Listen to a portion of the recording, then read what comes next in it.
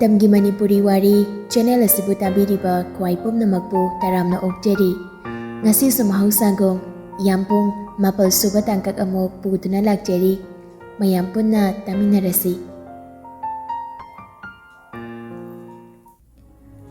Karibu hainingliba, karibu phumliba, angang oina lamheli haina mabungna waraklibra. Chanainaba matawduna kari haina lawgani, kari hainingli artha chama thogali thoibigi maphamdadi. Chatminasi gari da karo nathan lehongno haiba wahai ama phawba haibiramde. Hanna yinglamba nate. Mida ilulu haifam thokpa wahai ani ahum dukhakni hairamba. Mataw aduna, maong aduna, magi attitude aduna hena wahang chamani nupi machadugi makok machaduda ngaihakduda paithorakliba.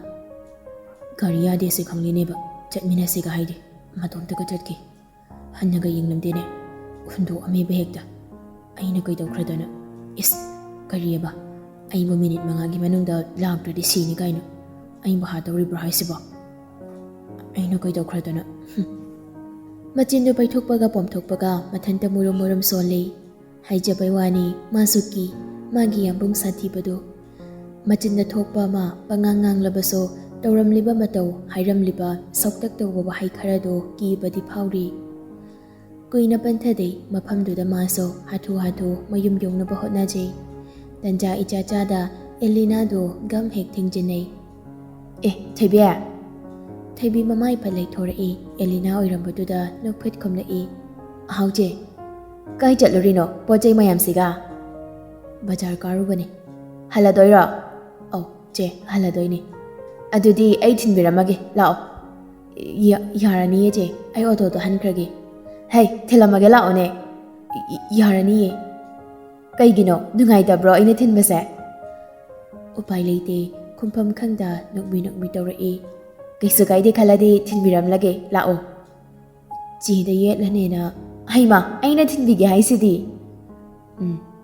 lao chalase thaibiso Elina gi matung inaduna lagle aisu bazar changnugena ne gari asomna park torami nang sida leiramuko ai phathau dorake hoije Elina do gari lobu chatki thaibi di humang kangle phajjat ki ba yaraba thabaktu panthaduna muk leiri lakpra lakte ngai ngamda pakhatliba magi maphamdadi second khara do minute khara do pung kaya ga chap manari peledago ai diba kayam koire dawrise asomdana durbasa mana mamit soktokdana basan pidogi ngairamdaini thaibe nangse chonglam chaba mafam amadada hekne loidawani ko Elina sa gari do thaurakladuna thaibi ki manakta khamlare lao thaibi taha changselakduna phattong khatli nangi potsing do mamangda thambige piro hoi thaurage ko hoi lambida ani do wari ga sanaduna lai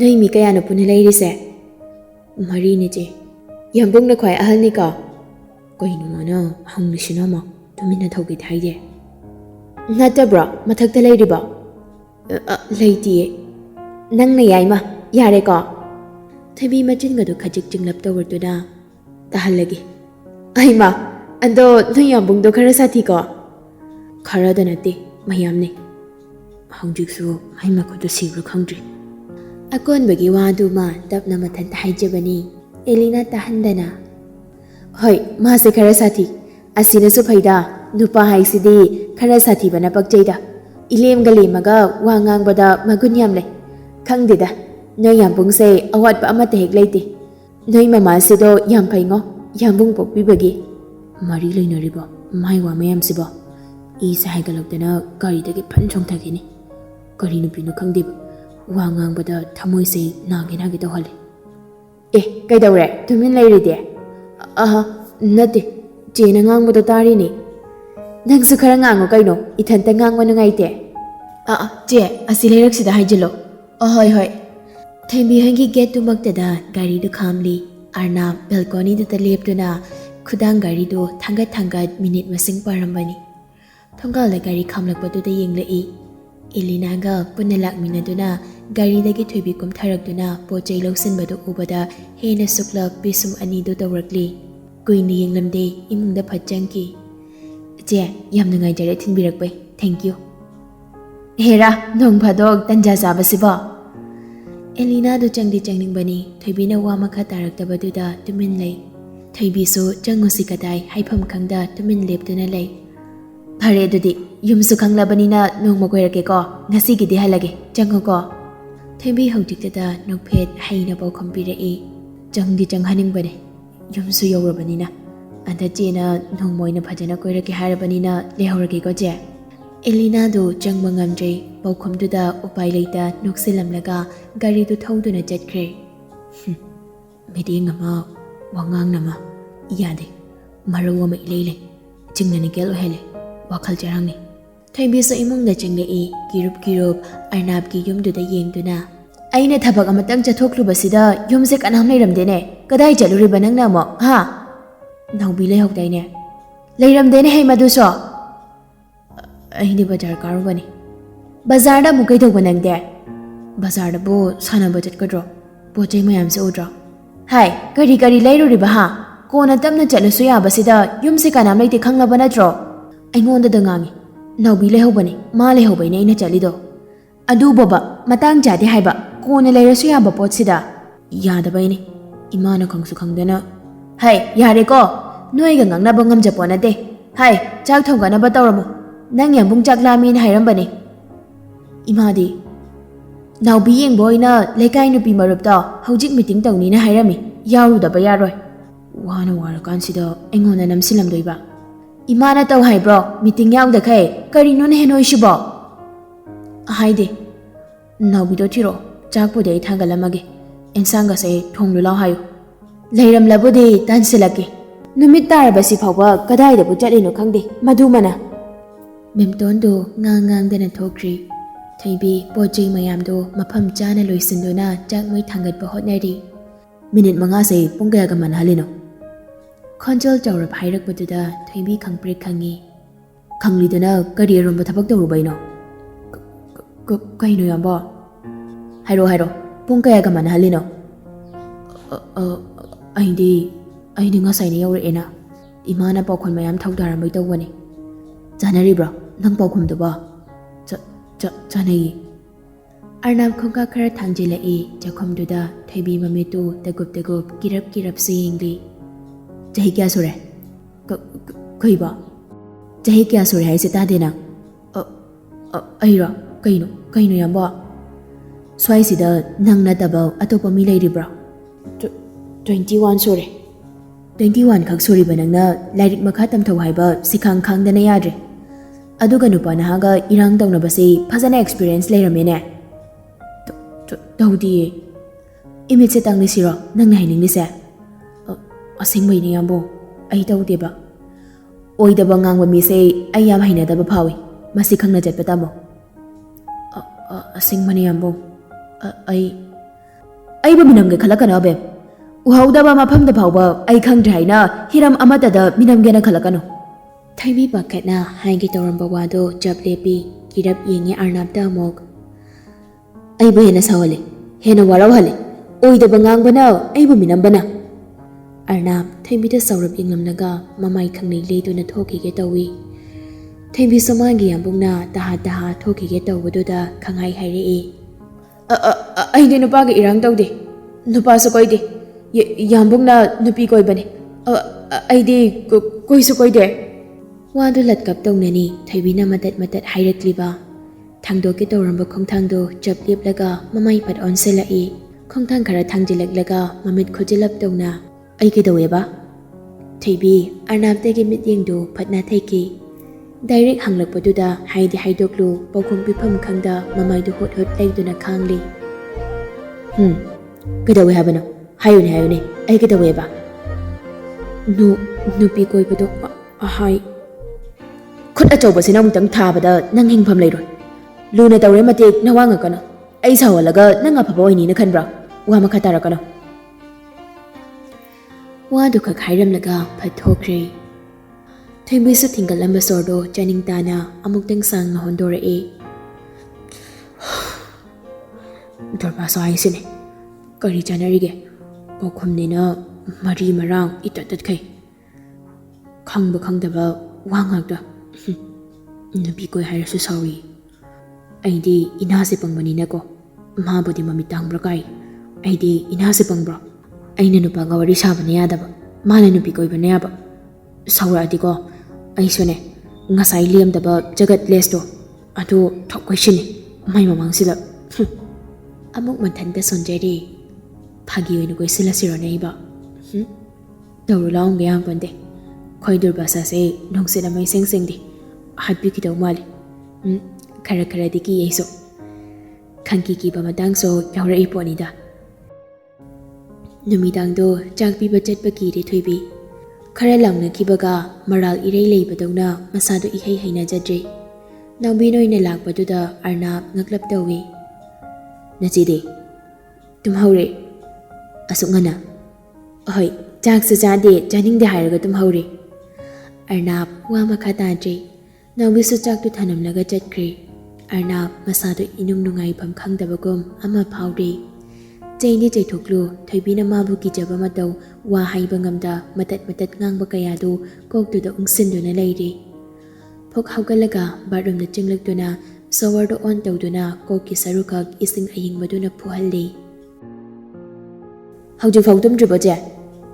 Nangi leising se yam phazai. Apokpa garden macha se koina waking chatlini. Wakal ko inga matawe bungo. Adubudi nanaw ni dana.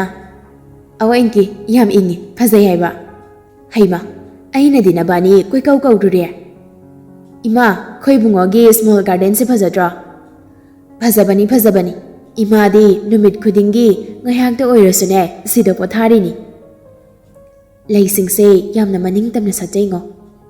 Kana nga noje. Lay mayam do tumba kairani. Tinado mo pagi wado da tingkatana no khalai. Tumba to kai gitaw ni da. Minung silay taba thamoy di swai de etaw shinbirano. Mau pagi wado da na hena tinadi sitha nokli. Haima, lang hari ngay di hanjali ne. Oh, langjararoy.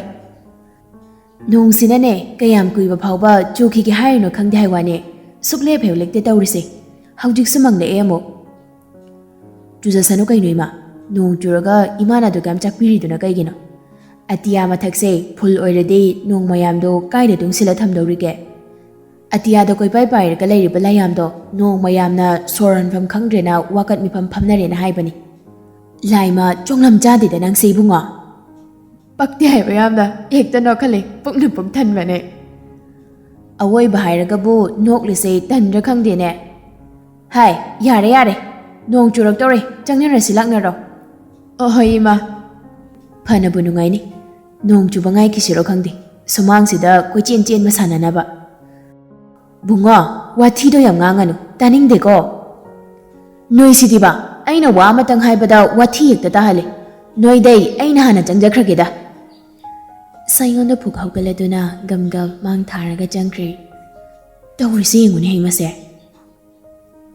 Nong makup chuba haureklabani. Arnab naubina thamlamba jakdo michina phawbi yengludri. Jaglami hairambani adubu kari khalurabano jaglama phawkidri. Tumin changlakduna betuda phamthei phone da puthokduna ngahak tumin sum yengli. Tapna typing amuk tawi. Chakjadriba hujuk phawba. Thembisa tumba yaba nate Arnab na maram ichachada mabu jairambaduna mapukni nungsiri tawribani. Message lang po baduda jangduna yengli adubuma reply di pirakte. Sin tawkraga reply lang tawaduda Arnab amaga type tawi. Abem, lam yam hena roise. Reply pirakte se Yambung se yam sathi na sauro hairiro. Thaibi do handak di reply pirai. Jade. Karige. Janing dabagi. Arnab sorama sang na hondo mamay dumakuna mugtang punna nante. Nangse gyan yam na dahaningi. Hiram kuding da soy da ba oiba pami. Ngahak tangi punsi da hingba pamdi. Mapal thongi kaktagi punsi bu uraga hingba pamdi. Thaibi message to hanjin pai. Adubu maloksin pamama ikang day. Message to wakal tana ba honari ngay amaga mug thazilai. Ay say nungay ba manbra. Abema, Yambung giyag na bayam nang singo. Yambung buot gano. Ay ngipam dagi na ko'y kana amata mang bayade. nakhoi gi ilai lai thokpa mataw amana Yambung bu chaina piganu. Thaibi message to ubada masada ipa pakhatle tumlambadagi haugatuna phamlei. Yamba nang kaidawrage? Chak chathuro. Chaningdi. Chak chadabi tanasira. Aina waba nang pena yengera. Nungaigadra. Thaibi du ingaw ngaw na message to the muni yengi tapna maso reply pirai. Ai chaningdabay ni Yambung. Ai say kayam kuina chara helo haibana bem. Ai chak lamba phawi. Amukta sutagi phangdraba wahai kaya. Ogi phangdraba mataw kaya. Thamoy pit pahibra nupa mabu. Adugumba wahai chumbal na phungdok pahibra. Atenba wahai kharaduna thamoy bu karigi tanik lawhan bano. Magun aduk lehan ba karigino. Sathiba matawna lemjabani. Wangangdaba matawna thamoy bu joy tawbani. Icham chamba mana artha kaya loina ragliba wahai duna thaibidu langtakna hali. Wahai amamamgi artha handokpa mangamdri. Yeknaba masing yamlibana karigi karamba aronbano Yambunggi punsibo lamjingduna puriba. Yamba nang kaidawrage singna hayuba. Thaibigi message to ui adubo ma reply handre call oina tawrai. Thaibi Arnabgi call do set paikhatli. Jakjaruro tumuko thengi. Hello fawba haiba nangdi Yambung haina kawwa fawba nang haude wahai ama ani du khak hairamlaga call du kakthatki. Kainu Yambung ni maungsiba. Net to off tawsilaga phone du lock tawsili phamung nakanduda phone du langsin khraga machi lengdabi tumin phamli. Phana kuina leiriba phibam to hongde. Yengkiba amada mamit kopni kawwa makhai yengli. Mamit ani do tapna uisili holiba sordo phungalai. Tawfum khangdaba magom phuk haugatuna secret tu lokthokduna box tu tangkhai chenba makhai phana yamna thakjinkhre. Fridge Royal Challenge Whiskey tu lokthokduna amuktada tangkhai yongna thakjili. Floor do da masadu git famthei lemhauriba tangkhai amaduna makuna thangatuna yengli. Nangse aigi jaksilaba matamda tangai phadraba marup hektoide. Aibu pathan basanangni. Tawgadaba ithawdi yam wali. Thengngadaba landi masing yami. Adubu haiba wahaidu da pankri. Arnab masado khara hairai mamitu uirum panglai. Adubu aise. Wadu makata banangdi long na hitharai floor do da mamit anido tapna uisili. Aiga nagnaba noina asuk yamna singdradi aidi karam na hingu hairiba. Aise yamna phattaba oihaliba karigino. Aigi punsida aibu nungsibiba midagi aibu yeknabiba mina ehelibisina karige. Sumang achawaduda apakpaduda pikliba angang anido kochen cheli. Nupi macha khara hena pikpaduna machin machado suklep tabi ngangduna nupadu putanari. Yambung ngai ko haibane aina phangdoine soge haiba aina soge haiba. Tana zauna phangba ngambreng jong me tanabiyo. Nupi machado chenbada warabani. Upai leitre nupa machado soge ngamdre. Piklibi angangdo mana ngamnaba upai thirai. Chelambadagi makhana git phamthaduna wawa kapthorai. Koichen chelamba angang nupado pakhana chelibado chap leptuna chensilai. Lusilabose yenge sokbro kadai soke. Ya soe aina soe ya harawi. Mamai khumjingna kaplaba angang nupi machado nupa machado ge phorit machiduda kanna paisinduna nanthokidana bahaina maya ihi higatlaga koilaw lauri. Nupa machado nupi machado gi matawdu noklai. Aina pamnaba thabak tawrakanu sija ai mata yamna sai. Aibu amok mata hapaganu gadawrage. Aina kari aranba tawrage moi samkya pukjal khara jawthokpa tamu. Mibu lana pungu ubasu phateda. Aidi aina pamlena chatlaba lambiri sida khuthinjalakanu. Nangso nangi apambada aduda dam chatko aisu aigi apambani. Nupa na sangna nupi eduda khupakna thai. Nang makna aibu minamba aduk ludabana chat. Nangumana aingonda khuthaba. Phai ngasi haibu nimitsidagi nang kanano aina khangde. ꯀꯨꯁꯤꯗꯤ ꯅꯨꯄꯥ ꯑꯃꯅ ꯊꯟꯗꯔꯣ ꯉꯁꯤꯗꯒꯤ ꯅꯪꯒꯤ ꯄꯨꯟꯁꯤꯗꯒꯤ ꯑꯩꯒꯤ ꯃꯃꯤꯡ ꯃꯨꯠꯂꯕꯅꯦ ꯃꯐꯝꯁꯤ ꯊꯥꯗꯣꯛꯇꯨꯅ ꯊꯨꯅ ꯆꯠꯈꯤꯕꯅ ꯅꯪꯒꯤ ꯑꯐꯕ ꯑꯣꯏꯅꯤ ꯑꯉꯥꯡ ꯑꯅꯤꯗꯣ ꯊꯣꯡ ꯃꯔꯨꯝꯗꯒꯤ ꯀꯤꯅ ꯇꯥꯁꯤꯟꯗꯨꯅ ꯌꯦꯡꯉꯤ ꯆꯦꯞꯊꯗꯨꯅ ꯃꯤꯠꯇꯁꯨ ꯄꯤꯔꯥ ꯆꯦꯜꯂꯤ ꯌꯨꯝ ꯑꯗꯨꯗꯒꯤ ꯁꯥꯎꯅ ꯊꯣꯛꯈ꯭ꯔꯤꯕꯤ ꯃꯃꯥꯕꯨ ꯇꯥꯟꯅꯕꯁꯨ ꯉꯝꯗ ꯃꯄꯥꯕꯨ ꯀꯤꯕꯅ ꯃꯄꯤ ꯇꯥꯅ ꯌꯦꯡꯂꯤ ꯅꯣꯏꯅ ꯇꯧꯅꯤꯡꯕ ꯇꯧ ꯑꯩꯒꯤ ꯏꯆꯥ ꯑꯅꯤꯒꯤꯅꯤ ꯍꯥꯏꯅ ꯑꯩꯅ ꯆꯦꯛꯁꯤꯟꯅ ꯊꯝꯂꯤꯕ ꯄꯣꯠ ꯑꯃꯗ ꯑꯩꯅ ꯃꯔꯤ ꯂꯩꯅꯗꯕ ꯃꯤꯗ ꯄꯤꯊꯣꯛꯄ ꯍꯥꯏꯕꯁꯤ ꯑꯩꯅ ꯍꯤꯡꯂꯤꯉꯩꯒꯤꯗꯤ ꯑꯣꯏꯊꯣꯛꯇ꯭ꯔꯕꯅꯤ ꯅꯪꯃꯛꯅ ꯃꯃꯥ ꯑꯣꯏꯕꯤ ꯅꯪꯃꯛꯅ ꯐꯩ ꯑꯩꯕꯨ ꯂꯩꯈꯥ ꯇꯥꯍꯟꯕꯗ ꯅꯠꯇꯅ ꯅꯆꯥ ꯑꯅꯤꯁꯤꯁꯨ ꯌꯥꯎꯅ ꯅꯪꯅ ꯅꯣꯔꯣꯛꯇ ꯂꯪꯊꯕ ꯉꯝꯕꯤ ꯅꯪꯗꯤ ꯃꯄꯣꯛ ꯈꯨꯗꯤꯡꯗ ꯃꯤ ꯑꯣꯏꯅꯁꯨ ꯄꯣꯛꯂꯣꯏ ꯍꯩꯃꯥ ꯅꯕꯥꯅꯤꯕꯨ ꯀꯗꯥꯏ ꯆꯠꯂꯨꯕꯅꯣ ꯑꯉꯥꯡ ꯅꯨꯄꯥ ꯃꯆꯥꯗꯣ ꯁꯨꯈꯨꯝ ꯈꯨꯝꯗꯦ ꯅꯨꯄꯤ ꯃꯆꯥꯗꯨꯁꯨ ꯈꯨꯝꯗꯦ ꯌꯦꯡꯕꯗꯃꯛ ꯌꯦꯡꯂꯤ ꯑꯆꯥꯄꯣꯠ ꯑꯃ ꯂꯩꯕꯤꯔꯝꯒꯦ ꯂꯥꯛꯑꯣꯅꯦ ꯑꯦ ꯅꯕꯥꯅꯤꯗꯤ ꯀꯥꯏꯗꯅꯣ ꯅꯣꯏ ꯄꯥꯕꯨꯡ ꯍꯦꯔꯣꯗꯤ ꯌꯥꯎꯔꯛꯇ꯭ꯔꯣ ꯄꯥꯕꯨꯡ ꯅꯪꯒ ꯂꯨꯅ ꯇꯧꯕ꯭ꯔꯅꯦ ꯅꯣꯏꯕꯣ ꯀꯥꯟꯅꯔꯣꯏꯗ ꯋꯥꯅꯕꯅꯤ ꯑꯗꯨꯏ ꯁꯔꯨꯛ ꯅꯨꯡꯉꯥꯏꯅ ꯂꯩꯍꯟꯒꯦ ꯑꯩꯒ ꯆꯠꯈ꯭ꯔꯁꯤ ꯄꯥꯕꯨꯡꯒꯤ ꯊꯋꯥꯏ ꯑꯅꯤ ꯅꯕꯥꯅꯤꯕꯨ ꯄꯥꯕꯨꯡꯅ ꯉꯥꯛ ꯁꯦꯟꯅꯕ ꯉꯝꯂꯣꯏꯗꯧꯔꯤꯕ꯭ꯔꯥ ꯇꯝꯊꯤꯕ ꯇꯥꯏꯕꯪꯁꯤꯗ ꯃꯤꯅ ꯃꯤꯕꯨ ꯁꯦꯠꯇꯨꯅ ꯆꯠꯅꯔꯛꯂꯤ ꯏꯄꯥ ꯏꯆꯥꯒꯤ ꯂꯝꯕꯤ ꯃꯥꯡꯁꯤꯜꯂꯛꯂꯤ ꯌꯥꯝꯕꯨꯡ ꯌꯥꯝꯕꯨꯡ ꯑꯩ ꯀꯤꯖꯩꯌꯦ ꯃꯃꯥꯁꯤ ꯂꯥꯛꯑꯦ ꯑꯩ ꯀꯤꯖꯩꯌꯦ ꯌꯥꯝꯕꯨꯡ ꯋꯥ ꯉꯥꯡꯒꯅꯨ ꯈꯣꯟꯖꯦꯜ ꯊꯣꯛꯀꯅꯨ ꯌꯥꯝꯕꯨꯡ ꯀꯣꯟꯒꯦ ꯂꯥꯡꯒꯅꯨꯀꯣ ꯄꯩꯁꯥꯅ ꯃꯄꯨꯅꯤ ꯄꯩꯁꯥꯒꯤꯗꯃꯛ ꯍꯤꯡꯂꯤꯅꯤ ꯌꯥꯝꯅ ꯃꯔꯨ ꯑꯣꯏ ꯍꯥꯏꯔꯤꯕ ꯏ ꯇꯥꯔꯤꯕ ꯍꯛꯆꯥꯡꯗꯨꯅ ꯃꯆꯥ ꯑꯅꯤꯒꯤ ꯃꯥꯡꯗ ꯀꯔꯤꯁꯨ ꯇꯧꯗꯕ ꯁꯥꯗꯨꯅ ꯆꯦꯟꯁꯤꯜꯂꯛꯏ ꯊꯣꯏꯕ ꯆꯠꯂꯣ ꯅꯆꯟꯕꯨ ꯊꯥꯗꯣꯛꯀꯅꯨ ꯆꯠꯂꯣ ꯆꯦꯟꯈ꯭ꯔꯣ ꯆꯠꯂꯣ ꯁꯦ ꯁꯣꯝꯗ ꯆꯠꯂꯣ ꯊꯣꯏꯕ ꯅꯪꯕꯨ ꯎꯝꯗꯨꯅ ꯂꯩꯔꯅꯨ ꯀꯩꯗꯧꯕꯒꯦ ꯆꯠꯂꯨꯁꯦ ꯄꯥꯕꯨꯡꯅ ꯍꯥꯏꯕꯁꯦ ꯌꯥꯎ ꯆꯠꯂꯣ ꯆꯠꯂꯣ ꯆꯠꯂꯣ ꯆꯠꯂꯣ ꯆꯠꯂꯣ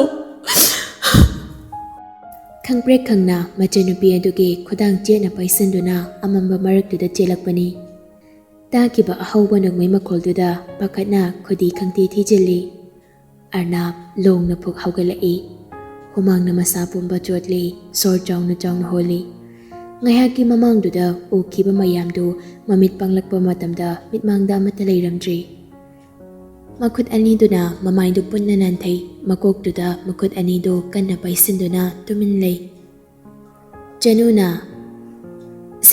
ꯁꯤꯅ ꯅꯪꯒꯤ ꯀꯩꯅꯣ ꯁꯤꯕꯣ ꯏꯆꯦꯅ ꯄꯤꯔꯝꯕꯅꯦ ꯍꯥꯡꯗꯣꯛꯂꯒ ꯌꯦꯡꯉꯨꯗꯅ ꯊꯣꯏꯃꯤ ꯄꯦꯛ ꯇꯧꯔꯤꯕ ꯕꯣꯛꯁꯇꯣ ꯍꯥꯡꯗꯣꯛꯇꯨꯅ ꯌꯦꯡꯉꯤ ꯇꯦꯗꯤ ꯕꯤꯌꯔ ꯃꯆꯥ ꯑꯃ ꯀꯤꯆꯦꯟꯒꯤ ꯌꯥꯎꯔꯝꯃꯤ ꯑꯌꯥ ꯁꯤꯗꯤ ꯑꯩꯅ ꯌꯥꯝ ꯄꯥꯝꯕꯗꯨꯅꯦ ꯈꯣꯏꯇꯦꯅ ꯁꯦꯝꯃꯤꯅꯦ ꯆꯤꯆꯦ ꯊꯦꯡꯀ꯭ꯌꯨ ꯁꯤꯁꯨ ꯐꯖꯕꯅꯤ ꯐꯖꯩꯌꯦ ꯅꯪꯒꯤꯅ ꯔꯦꯗ ꯑꯩꯒꯤꯅ ꯄꯤꯡꯛ ꯌꯥꯝ ꯈꯪꯅ ꯄꯤꯔꯛꯏꯅ ꯍꯔꯥꯎꯕꯒꯤ ꯀꯩ ꯀꯣꯡꯗꯣꯏꯕ ꯀ꯭ꯋꯥ ꯄꯤꯖꯧ ꯍꯥꯏꯔꯣ ꯆꯠꯊꯣꯛꯑꯣꯍꯦ ꯀꯤꯟ ꯆꯥꯅꯤ ꯐꯥꯒꯤ ꯇꯧꯅꯤꯗ ꯀꯔꯤ ꯆꯥꯁꯦ ꯍꯥꯏꯅꯣ ꯆꯥꯗ꯭ꯔꯁꯨ ꯌꯥꯏꯗ ꯅꯪꯅ ꯍꯔꯥꯎꯕꯗꯨꯅ ꯍꯦꯟꯅ ꯄꯦꯟꯖꯔꯦ ꯋꯥꯔꯤꯒꯗꯤ ꯅꯣꯏ ꯑꯃꯨꯛ ꯂꯩꯈꯤꯕ꯭ꯔꯣ ꯕꯦꯝ ꯕꯤꯛꯇꯔ ꯒꯥꯔꯤꯗꯣ ꯈꯝꯄꯥꯠꯇ꯭ꯔꯤꯉꯩ ꯍꯪꯂꯛꯄꯅꯤ ꯎꯁ ꯀꯩꯗꯧꯕꯒꯤ ꯂꯥꯛꯆꯔꯨꯕꯅꯣ ꯍꯥꯏꯕꯗꯨ ꯌꯧꯗꯧꯔꯤꯗ ꯇꯨꯃꯤꯟ ꯂꯩꯌꯨꯍꯦ ꯂꯩꯔꯝꯒꯅꯤꯌꯦ ꯗꯥꯏꯇꯔ ꯅꯕꯥꯅꯤꯅ ꯀꯩꯗꯧꯔꯤꯕ ꯃꯤꯇꯤꯡ ꯇꯧꯔꯤꯁꯦ ꯎꯗ꯭ꯔꯣ ꯀꯔꯤ ꯃꯤꯇꯤꯡ ꯂꯩꯁꯥꯕꯤꯅ ꯇꯧꯕ ꯃꯤꯇꯤꯡꯕꯨ ꯀꯔꯤ ꯑꯣꯏꯅꯤ ꯅꯨꯄꯥ ꯐꯥꯕꯒꯤ ꯂꯩꯋꯥ ꯇꯥꯟꯅꯔꯤꯅꯤ ꯑꯩꯄꯥ ꯆꯠꯍꯧꯕꯅ ꯐꯔꯗ꯭ꯔꯥ ꯏꯕꯣ ꯅꯣꯏꯒꯨꯝꯕ ꯃꯤꯒꯤ ꯂꯩꯋꯥ ꯅꯠꯇꯦ ꯆꯠꯇ꯭ꯔꯁꯨ ꯌꯥꯅꯤ ꯐꯅ ꯅꯨꯡꯉꯥꯏꯔꯤꯌꯦ ꯇꯧꯔꯤꯁꯦ ꯀꯩꯅꯣ ꯆꯥ ꯂꯣꯜꯂꯛꯑꯣ ꯍꯣꯏ ꯑꯕꯦꯝ ꯆꯥ ꯑꯍꯥꯎꯕ ꯑꯃ ꯊꯛꯈꯥꯏꯈꯤꯒꯦ ꯊꯣꯏꯕꯤ ꯆꯤꯅꯤ ꯂꯣꯏꯈ꯭ꯔꯦꯗꯥꯏꯅꯦ ꯅꯣꯏꯒꯤ ꯊꯣꯏꯕꯤ ꯀꯟꯅ ꯅꯣꯛꯈꯠꯂꯛꯏ ꯍꯩꯄꯥ ꯑꯃ ꯍꯦꯟꯖꯤꯜꯂꯦ ꯁꯨꯝꯆꯤꯠ ꯑꯝꯗ ꯇꯥꯟꯊꯣꯛꯈꯣ ꯆꯨꯛ ꯁꯥꯔ ꯂꯩꯅꯕ ꯀ꯭ꯋꯥꯛ ꯂꯥꯕ ꯈꯣꯡꯕꯁꯤꯗꯤ ꯅꯨꯡꯁꯥꯁꯤꯒ ꯕꯤꯛꯇꯔ ꯑꯇꯤꯌꯥꯗ ꯍꯥꯏꯔꯞ ꯌꯦꯡꯈꯠꯂꯗꯨꯅ ꯃꯤꯠꯁꯨ ꯑꯣꯡꯈꯥꯛ ꯁꯣꯛꯂꯕꯣꯏꯔꯦꯀꯣ ꯅꯣꯡ ꯑꯁꯨꯛ ꯐꯖꯅ ꯃꯪꯂꯤꯁꯤꯗ ꯅꯨꯡꯁꯥ ꯁꯥꯔꯕꯀꯣ ꯆꯅꯨꯁꯨ ꯃꯊꯛꯇ ꯐꯠ ꯌꯦꯡꯈꯠꯂꯤ ꯅꯣꯡ ꯃꯪꯂꯝꯕ ꯑꯗꯨꯗ ꯏꯀꯥꯏꯔꯛ ꯇꯧꯗꯨꯅ ꯋꯥꯗꯣ ꯉꯝꯅꯕ ꯈꯨꯝꯂꯛꯏ ꯈꯪꯗ꯭ꯔꯦꯗ ꯅꯨꯡꯁꯥꯅ ꯁꯤꯔꯦ ꯍꯥꯏꯋꯥꯅꯦ ꯁꯤꯔꯦ ꯏꯃꯨꯡ ꯆꯪꯉꯁꯦ ꯍꯨꯃꯥꯡ ꯈꯨꯁꯧ ꯑꯃ ꯇꯧꯔꯦ ꯁ꯭ꯋꯥꯏꯁꯦ ꯗꯣꯛꯇꯔ ꯂꯦꯅꯤꯟꯒꯤ ꯄꯦꯁꯦꯟ ꯌꯥꯝꯅ ꯃꯔꯥꯡ ꯀꯥꯏꯔꯦꯕꯣ ꯑꯕꯦꯝ ꯃꯔꯝ ꯃꯣꯛꯄꯤ ꯆꯤꯅꯤ ꯂꯩꯇ꯭ꯔꯁꯨ ꯁꯣꯠꯂꯨꯆꯣ ꯆꯥ ꯑꯍꯥꯎꯕ ꯑꯃ ꯂꯣꯟꯊꯔꯛꯎ ꯍꯣꯏ ꯂꯣꯜꯂꯛꯀꯦ ꯕꯤꯛꯇꯔ ꯆꯪꯈ꯭ꯔꯕ ꯃꯇꯨꯡ ꯊꯣꯏꯕꯤ ꯆꯅꯨꯗ ꯑꯣꯟꯁꯤꯟꯗꯨꯅ ꯅꯪꯁꯤꯃ ꯅꯨꯄꯥꯒ ꯆꯞ ꯍꯦꯛ ꯃꯥꯟꯅꯩꯍꯦ ꯍꯣ ꯈꯥꯏꯕ ꯌꯥꯝ ꯅꯨꯡꯉꯥꯏꯌꯦ Nungai khalakini. Chalo lo silao hai. Hai. Selina piyamot pakara puthorak duna turel du suri sonotana. Comfort hab ki ma. Noi adugine mahi duni aina manam haina dise.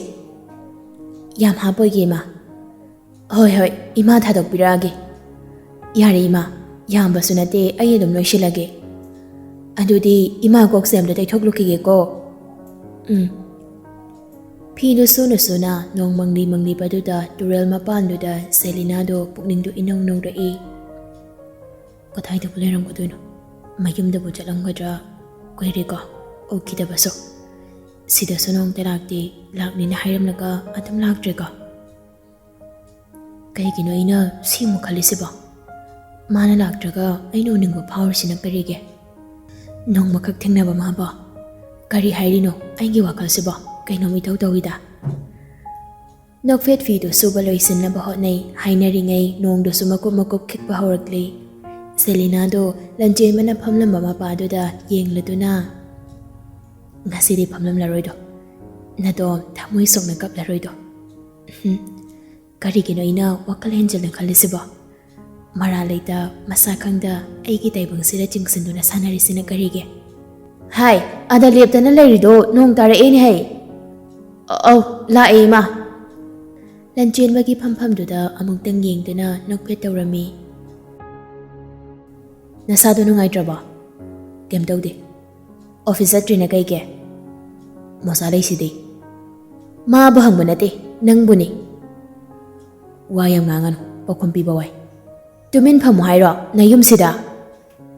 Chak charaba. Haujik phok chak charadi kaino ne. Na thalang pra. Kanaga lag tawrige. Thoibi do chakap ani pu do na jengle e. Arnab thoibi da phat yengle e. Cha se leire. Chini sotlu bra. Arnab ingak na Victor da yengle e. Thoibi nok fit tawr do na. Soti leiye. Ihe, ai di sotlu re hairadi hero dagi paisa lawige tawne. Thoibi nok fit tamak tawi. Mit ani do ikut kusin bagum su tawri ingangang sili. Yamba. Arna paukum dipidi yeng bata magking lai. Isangam da bra. Gem daw dida. Ohi da ba ngang bra yamba. Ngang de. Isangam da ba mali. Gem daw di chalo. Thoibi phalap yeng lamlaga tapna thorakli. Haidok taba manung kan banane aphawoy da bane. Nang se khwaidagi manung kan mamini haiba ai ngasi ngarang ta khangba nate. Chabayo. Nathanta omsinduna maichak hena mairi thokna bahona gano. Ai ga nang nana lei bano show awa ba pire ko. Phagi tarakano ai shawakani. Chabayo. Nang hai sini. Ngasi sohan balaite lamhen banu pado thoibi hoigi get manang tu da cheptha yengli. Monda nungaina isai matik amasangangi. Nasado popaga nayumhan ba pamdrabadi athubada chatkibana phapoini. Sayon saklambai saido chaplepi mamai li thorakduna phat yenglei. Arnab khwang namduna sukna yenglami mangonda. Nakandana Victor lepli. Arnab tagi mit yengna thairaga gate tagi chepthaduna yenglakribi thibida yengduna nokphet tawrakli sayon. Arnab hena suklei sayon na mit yeng thamliba adomda mamai leiduna yenglei. Thoibi su thongal duda Arnab thoki baduda tana duna yengba thorakpani. Tanja jana sayon leiramba duda Arnab ki maong duga kari tawbano haiduna cheptha duna yengjarakpani. Arnab na khangyeng lakpa duda thoibi khangpre khangna mangak tu phat non khatki. Wa pale thamoy gi mafam jana nanggi meeting do. Arnab sayon gi manakta khongkap khara thangjilai. Ai ga banabada nang khara nokini. Ka hena yekna boy baso ai pamde. Pamde haiduna matang matamna oihaningdaba thokhaningdaba thoktanaba chekselo. Yam angang oiri. Inong nori pet lauri. Sawan ganu ko gyan taw chalo. Sayon di yum amatadagi thoklakpaduda mabung oiraboy khandona wa mata hairamda kirap thauki gari do. Arnab yum lomda mamai leiduna phat yengi. Pharoidori otori aise chapchana soinau mana.